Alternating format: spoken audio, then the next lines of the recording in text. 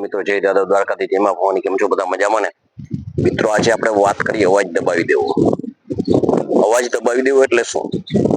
અવાજ દબાવી દેવો એટલે પોતાનો અધિકાર જે છે એથી વંચિત રાખવો કોઈની સાંભળવું નહીં સાંભળવાની જ્યાં જગ્યા હોય રજૂઆત જ્યાં કરવાની હોય ત્યાં રજૂઆત કરનારની રજૂઆત સાંભળવી નહીં ધ્યાન ન દેવું અને ઉલટાનું એની માથે દમનગીરી કરવી અત્યાચાર કરવો આને અવાજ દબાવી દેવો કહેવાય મિત્રો આજે લોકશાહીની અંદર સમગ્ર માણસ જે છે એ સ્વતંત્ર છે પોતાને જીવવા માટે જે હકો છે અને પોતાનું જીવન સારી રીતે જીવી શકે એના માટે જે કાનૂની પ્રક્રિયા છે કાયદાકીય પ્રક્રિયા છે એની અંદર માણસ આઝાદ છે માણસ કોઈને નુકસાન ન કરે માણસને પોતાને કોઈ નુકસાન ન કરે આવી રીતે જીવો અને જીવવા દો આવા આપણી જોગવાઈઓ સરસ મજાની બંધારણની અંદર છે પરંતુ આ બધી વાતો કેવળ ફક્ત કાનૂની પ્રક્રિયા આ જે બધી વસ્તુ છે ને મિત્રો એ ખાલી કાયદાની એક કલમમાં જ રહી ગઈ ચોપડામાં જ રહી ગઈ અમલવારી થતી નથી પરિણામે આજે જ્યાં ત્યાં જુઓ ત્યાં આંદોલનો થાય છે કોઈ પણ કાયદાકીય પ્રવૃત્તિના વિરુદ્ધ થાય છે ત્યારે માણસ અવાજ ઉઠાવે છે ત્યારે એની સામે આ લોકો જે સત્તા પક્ષ છે એ દમનગીરી કરે છે અત્યાચાર કરે છે પોલીસ પાસે લાઠીચાર્જ કરાવે છે આનો અર્થ એ થાય કે અવાજ દબાવી દેવો માણસને ટૂંકમાં ડરાવી દેવો કોઈ પણ સત્તા છે એ કાયદેસર પ્રવૃત્તિ ન કરતા આવું જ્યારે કરે છે ને ત્યારે એને કહેવાય કે અવાજ દબાવી દેવો આજે ચારે બાજુ તમે જુઓ તો માણસ પોતાના હક માટે લડે છે પોતાના અધિકાર માટે લડે છે પોતે ન્યાય માટે ન્યાયાલયની અંદર દોડે છે પરંતુ અંજામ આવતો નથી કારણ કે જે અમુક પાસા જે છે જે સત્તા પક્ષ છે પોલિટિકો છે આ લોકો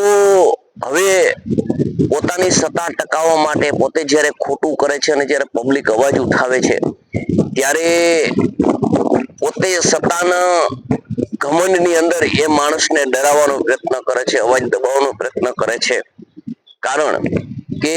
જો માણસ અવાજ ઉઠાવે અને એકતા સાથે અને કાયદાકીય પ્રવૃત્તિ પ્રમાણે બધું જો ચાલે તો કોઈ પણ માણસ પોલિટિક કે અધિકારી કોઈ ખોટું ન કરી શકે એટલા માટે આમ દમ ભેદ બધી રીતની જે પાવર અજમાવી અને હાથમાં મળેલી સત્તાનો આજે ચારે બાજુ દુરુપયોગ થાય છે માણસ આજે જ્યાં ત્યાં વલખા મારે છે માણસ તકલીફમાં છે માણસ નોધારો બની ગયો છે કારણ કે માણસ અત્યારે એટલી મોંઘાઈ છે કે મોંઘાઈની અંદર પોતાના પરિવારનું ગુજરાન ચલાવવા માટે તમતોડ મહેનત કરે કે કોર્ટ કચેરીના ધક્કા ખાય આનાથી માણસ જે આવી લપમાં ન પડવાના કારણે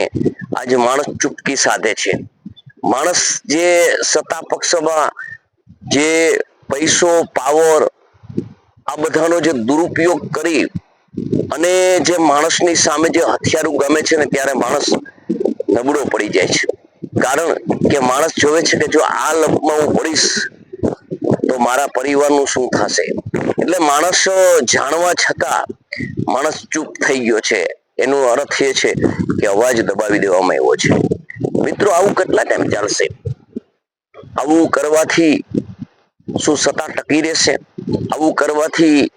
શું માણસ દબાઈ જશે એક દિવસ તો આપણે જાણીએ છીએ કે આપણે કહેવત છે કે આંતક તો રાજા રાવણનો નહોતો રહ્યો તો આનું તો શું રહી એમ આવું જાણવા છતાં આજે ચારે બાજુ તમે જુઓ તો કોઈ પણ માણસ પોતાના હક માટે જીવવાના હક માટે વ્યવસ્થિત રહેવાના હક માટે આજે લડી રહ્યો છે છતાં આજે ન્યાય નથી મળતો અને ઉલટાનું પોલીસ પાસે જે સત્તા પક્ષ દમનગીરી કરાવી અને પોલીસનો દુરુપયોગ કરી અને પેલું હથિયાર એ પોલીસથી આજે માણસને ચૂપ કરી રહ્યો છે. એટલે આવી રીતે કાયમી આવો સિલસિલો ક્યાંય ને ક્યાંય તમને જોવા મળે જ છે. તમે મીડિયાના સમાચારમાં સવારમાં ઉઠીને અને મોબાઈલ ખોલો એટલે તરત જ તમને ક્યાંક ક્યાંક આવા સમાચાર તો જોવા મળશે જ. એમાં વધારામાં વધારે જો કોઈ ભોગ બની રહ્યો હોય, વધારામાં વધારે કોઈનો અવાજ દબાવી દેવામાં આવતો હોય તો એ ખેડૂત છે. કારણ કે ખેડૂત પાસે જે સ્થાવર મિલકત છે, જે જમીન છે, જે આજે આ લોકોને જમીનની જે ખેડૂતની જમીન જટી અને જે ઉદ્યોગપતિને આપવા માટે જે કાયદાનો દુરુપયોગ કરી અને કાવા દાવાની દાવ પેશીમાં આજ ખેડૂતો માટે જે દમનગીરી કરે છે, એટલે સૌ પ્રથમ જો આ દેશની અંદર જો અત્યારે કોઈ ગુલામ બની રહ્યો હોય, કોઈનો અવાજ દબાવવામાં આવતો હોય તો એ પેલા નંબર ઉપર ખેડૂત છે. ખેડૂત પોતાના હક હિસ્સા માટે લડે છે. ખેડૂત દમ દોટ કાયમી માટે રાત દિવસ એક કરી પસીનો વહાવી અને જે પોતે ઉત્પન્ન કરેલી જે અનાજ છે, ખાદ્ય પદાર્થો છે, એના પોષણક્ષમ ભાવ ન મળવા છતાં આજે